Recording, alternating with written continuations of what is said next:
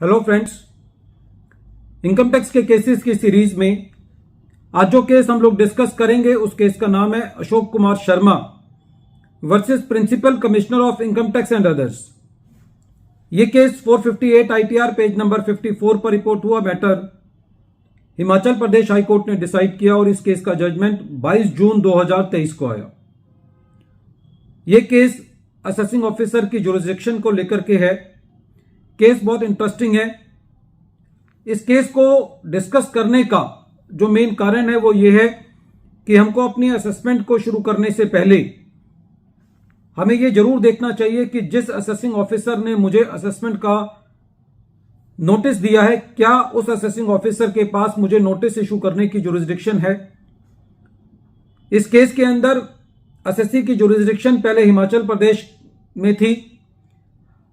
Section 127 subsection 2 का order करके assessee का केस शिमला से दिल्ली ट्रांसफर कर दिया गया और ये जो ऑर्डर किया गया ये 15 मार्च 2022 को किया गया और उस ऑर्डर में ये लिखा गया कि ये ऑर्डर 12 मार्च 2022 से एप्लीकेबल है।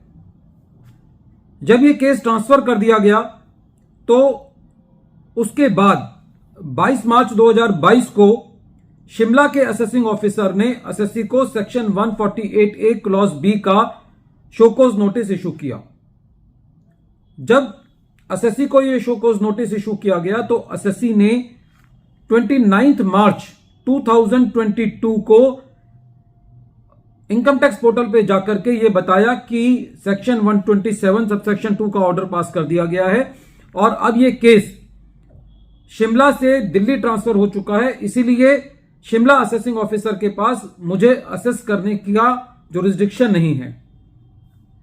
जब असेसी ने ये 29 मार्च को ईओ को इन्फॉर्म किया, उसके बाद ये केस ट्रांसफर हुआ है सेक्शन 127 सबसेक्शन 2 के अंदर। इसकी इंफॉर्मेशन असेसिंग ऑफिसर को 30 मार्च 2022 को मिली। कहने का मतलब ये हुआ 15 मार्च को ऑर्डर पास किया गया, 12 मार्च से वो ऑर्डर इफेक्टिव हुआ।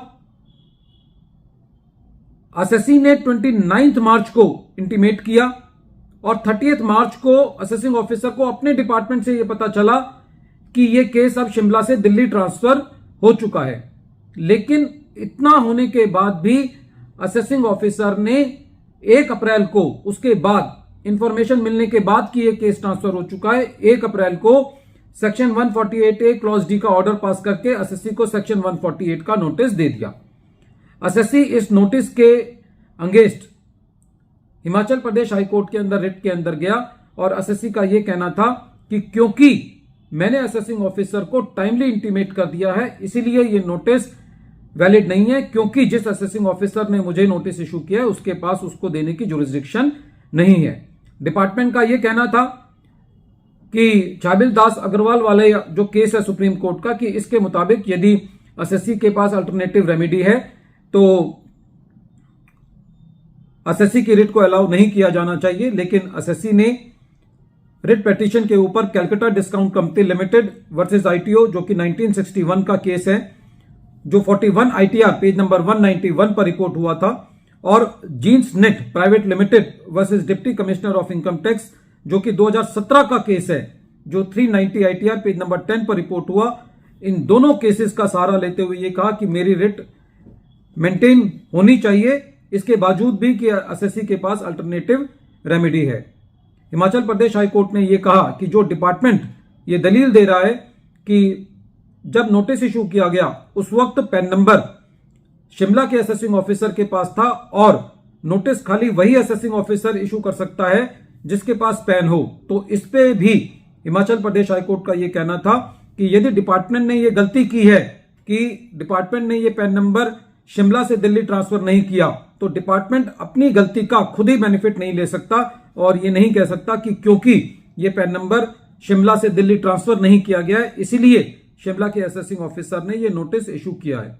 तो फ्रेंड्स, ये बहुत जरूरी है कि जब हमको नोटिस मिले तो हम ये देखें कि जिस असेसिंग ऑफिसर ने हमको नोटिस इशू किया है क्या उसके पास हमारी जुरिसडिक्शन है, क्योंकि सेक्शन 124 ये कहता है कि यदि असेसी को अपनी जुरिसडिक्शन के ऊपर चैलेंज करना है तो वो जुरिस्डिक्शन चैलेंज जो है वो 1 महीने के अंदर कर दी जानी चाहिए। तो क्योंकि एसएससी ने टाइमली जुरिस्डिक्शन को चैलेंज कर दिया था, इसीलिए हिमाचल प्रदेश हाईकोर्ट ने सेक्शन 148 के नोटिस को क्वैश किया। वीडियो के अंत में एक बार फिर मैं केस का नाम रिपीट कर रहा हूं। केस का नाम है Ashok Kumar Sharma versus principal commissioner of income tax और ये केस 458 ITR पेज नंबर 54 पर रिपोर्ट हुआ। मैटर हिमाचल प्रदेश हाईकोर्ट ने डिसाइड किया और इस केस का जजमेंट 22 जून 2023 को आया।